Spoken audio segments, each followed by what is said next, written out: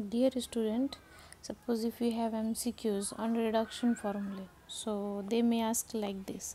Suppose if you have limit 0 to pi by 2 sine to the power 5x dx. Okay, so simply जैसे ही limit दिखाई दिया pi by 2 है ना, यहाँ पे 5 लिखा हुआ है, तो हम क्या करेंगे 5 को डिनोमीटर में लिखेंगे, फिर ऊपर में लिखेंगे 4, फिर 3, 2 एंड देन 1।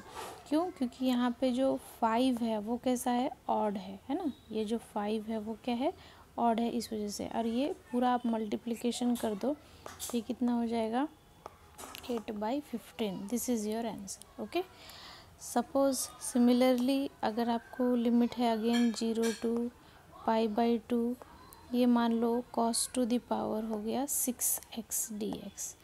अभी ये क्या हो गया, 6 इवन हो गया है ना, तो यहाँ पे हम लिखेंगे 6, 5, 4, 3, 2, 1। नीचे से लिखना स्टार्ट किया 6, 5, 4, 3, 2, 1, लेकिन 6 क्या था, इवन, इसलिए यहाँ पे हम क्या लगाएंगे पाई बाई 2।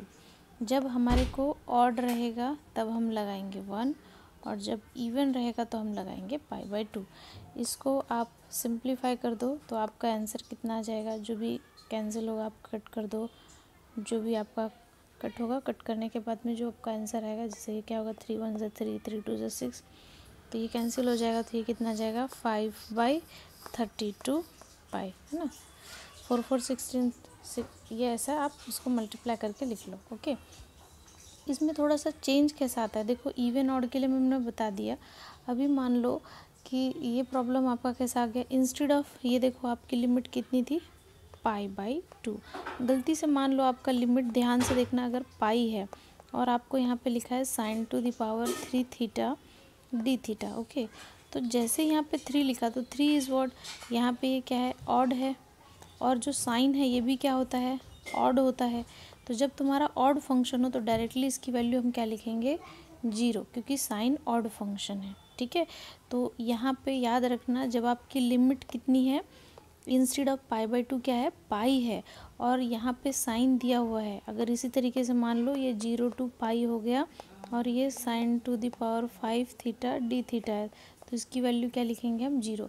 तो जब भी साइन पे ऑड पावर है तो आपको 0 लिखना है। बट अगर यही प्रॉब्लम मेरा क्या हो जाएगा 0 टू पाई कॉस टू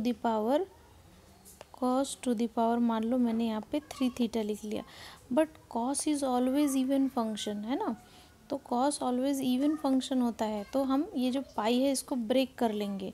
कैसे ब्रेक कर लेंगे इसको, 2 टाइम्स 0 टू पाई बाई 2 लिखेंगे, और यहाँ पे लिखेंगे cos to the power 3 theta d theta. Okay, तो ये कितना हो जाएगा, अब मैंने जो पहले बताया वैसे नीचे लिखेंगे 3, 2 और यहाँ पे 1, क्योंकि ऑड है तो यहाँ क्या लिखना पड़ेगा, odd 1।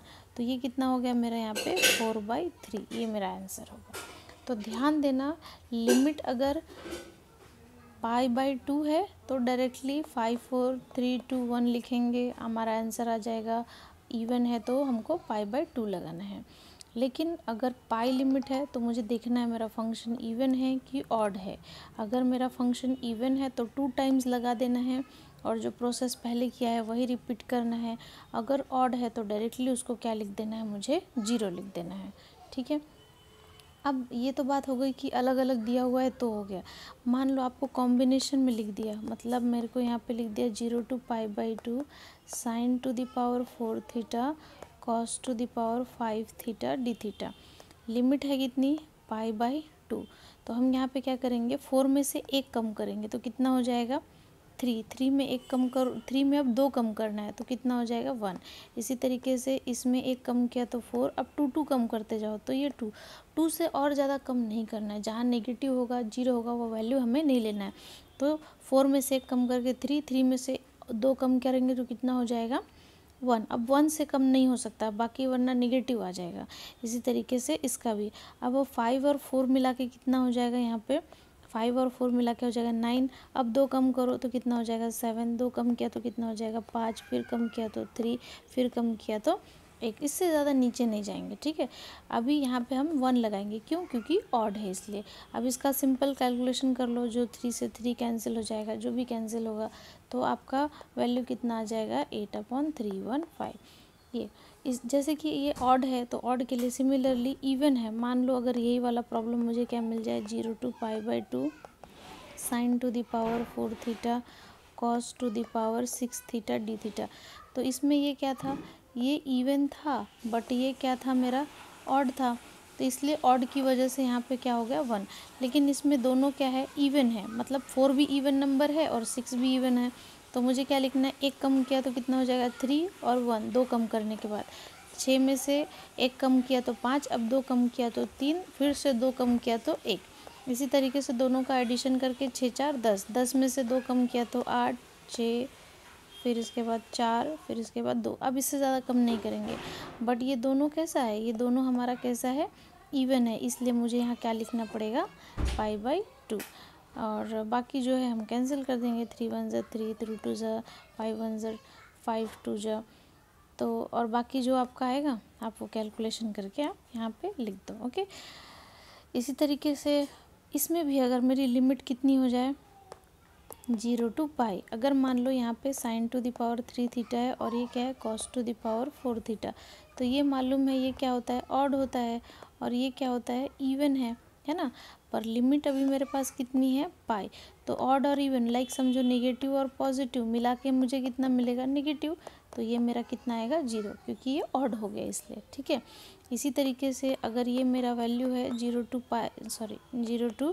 π sin to the power 3 sin to the power 4 theta cos to the power 3 theta d theta. ये ऑड है बट नेगेटिव के ऊपर मान लो 4 पावर लग गई तो वो क्या बन जाएगा पॉजिटिव, है ना। तो अभी ये sin टू द पावर 4 हो गया, इसकी वजह से अब ये क्या हो गया इवन, और cos तो ऑलवेज इवन ही रहता है। तो ये तो अब हम इसको जैसे पिछली बार किया था वैसे ही इसको 2 टाइम्स ऑफ 0 to π/2 लिख सकते हैं, ओके। तो ये कितना हो जाएगा 4 theta cos to the power 3 theta d theta. बाकी जो मैंने कैलकुलेशन पहले किया था वैसे ही, 4 में से 1 कम किया तो 3 1, 3 में से 1 कम किया तो 2, अब उससे ज़्यादा कम नहीं हो सकता, 4 3 7, 7 में से 2 कम किया तो 5 5, फिर 3 फिर 1। अब ये ऑड है इसलिए यहाँ पे 1 आएगा। जो कैलकुलेशन करना है कर दो और जो फाइनल आंसर आएगा आ जाएगा। बट इसमें MCQs जो आएगा मेजॉरिटी मेरे हिसाब से क्या आएगा, ऐसा कुछ तो आ जाएगा sin to the power 5 cos to the power 5, या रेयर केस में इस तरीके का पाई लिमिट वाला आ सकता है। तो इसको अगर आप देख के जाते हो तो आपसे रिडक्शन का MCQs 100% बनेगा, ओके।